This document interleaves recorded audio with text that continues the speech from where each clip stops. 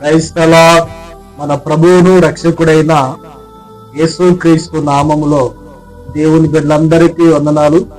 ఈ దినమంతయు దేవుని సన్నిధి మనకు తోడుగా ఉండునుగాక. ఈ దినపు యేసయ్య జీవపు మాట యోహాను సువార్త 15వ అధ్యాయము 7వ వాక్యాన్ని చదువుకుందాము. నా యందు మీరును మీ యందు నా మాటలను నిలిచి ఉండిన ఎడల మీకేది ఇష్టమో అడుగుడి, అది మీకు అనుగ్రహింపబడును. ప్రియ దేవుని బిడ్డలారా, యేసుక్రీస్తు చెప్తున్న మాట ఏంటంటే మనము దేవుని యందు ఉండాలి, మన యందు దేవుని మాటలు నిలిచి ఉండాలి. ఎవరైతే దేవుని యందు నిలిచి ఉంటారో, దేవుని యందు నిలిచి ఉండటం అంటే యేసుక్రీస్తు రక్తం చేత కడగబడిన తర్వాత, అనగా బాప్తిసం పొందిన తర్వాత మనము క్రీస్తు కొరకు జీవించాలి. మరలా లోకములో కలిసిపోకూడదు. లోక సంబంధమైన ఆ కార్యక్రమాల్లో పాలు పంపులు పొందకూడదు. శ్రమల్లోను, ఇబ్బందుల్లోను, బాధల్లోను, ఇరుకులోను, కన్నీళ్లలోను, నిందల్లోను, ఎలాంటి పరిస్థితులు మనకు ఎదురైనా గాని మనం దేవుణ్ణే వెంబడించాలి, దేవుణ్ణే సేవించాలి, దేవుని కొరకు మనము బ్రతకాలి.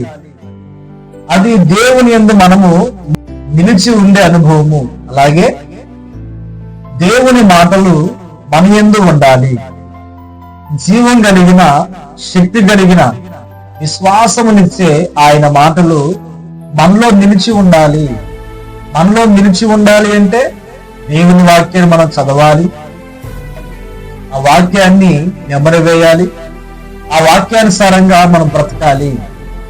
ఇది ఎప్పటి వరకు అంటే బాప్తిసం పొందిన ఆ ప్రారంభ దినాల నుంచి ప్రభు రాకడ వరకు, లేదా మనము దేవుని సన్నిధికి వెళ్ళేంత వరకు కూడా మనము దేవులో నిలిచి ఉండాలి, దేవుని మాటలు మనలో నిలిచి ఉండాలి. ఈ అనుభవము ఎవరిలో అయితే ఉంటుందో, ఈ రీతిగా ఎవరు జీవిస్తారో, ఈ ప్రకారంగా ఎవరు బ్రతుకుతారో, వారికి ఏది ఇష్టమో, వారికి ఏది కావాలో అది ప్రభువుని అడగగలిగితే నిశ్చయముగా దేవుడు అనుగ్రహించునుగాక. అయితే ప్రియ దేవుని బిడ్డలారా, ఈ కాలంలో ఉన్న మనుషులు ఏ విధంగా ఉన్నారంటే, వారికి అనుకూలముగా మేలులు జరిగితే క్రీస్తు నందు ఉంటున్నారు. వారికి అనుకూలంగా ఆశీర్వాదం కలిగితే, వారి జీవితంలో ఆశీర్వాదం కలిగినప్పుడు దేవుని వాక్యాన్ని చదువుతూ ఉన్నారు, వాక్యానుసారంగా జీవిస్తున్నారు, వాక్యము వారి హృదయంలో నిలిచి ఉంటుంది. కానీ వారి జీవితంలో కాస్త ప్రతికూలతలు ఎదురైనప్పుడు దేవుళ్ళ నుంచి ప్రక్కకి వెళ్ళిపోతున్నారు, దేవుని వాక్యములో నిలిచి ప్రక్కకి వెళ్ళిపోతున్నారు. వాక్యానుసారమైన అనుభవం వారిలో ఉంటల్లా, దేవుని వాక్యము వారిలో నిలిచి ఉండటం లేదు. అందుకనే ప్రభు ఏమంటున్నారంటే, ఇక్కడ నా యందు మీరు నిలిచి ఉండాలి, మీ యందు నా మాటలు నిలిచి ఉండాలి. ఈ విధంగా ఎవరైతే బ్రతుకుతారో వారికి ఏది ఇష్టమో అది అడగండి, నేను చేస్తాను అని ప్రభు చెప్తా ఉన్నారు. ఈ మాటలు వింటున్న మనమందరము ప్రభు రాకడ వరకు మన బ్రతుకు దినములన్నిట యేసయ్యలో నిలిచి ఉండుముగాక.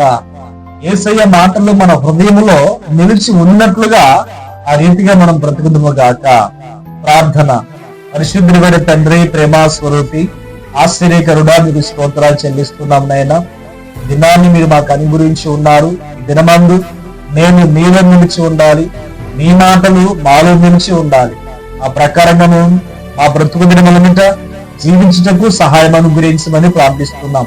దినమంతా కృపా క్షేమాలు మాకు తోడుగా ఉంచండి, మా అవసరాలు తీర్చండి, ప్రయాణ మార్గాల్లో మీరు తోడే ఉండండి. మీ సన్నిధిని నిరంతరం మాతో ఉంచి మీరు మహిమను పొందమని యేసు నామములో ప్రార్థించి అడిగి పొంది ఉన్నాము తండ్రి. ఆమేన్, ఆమేన్.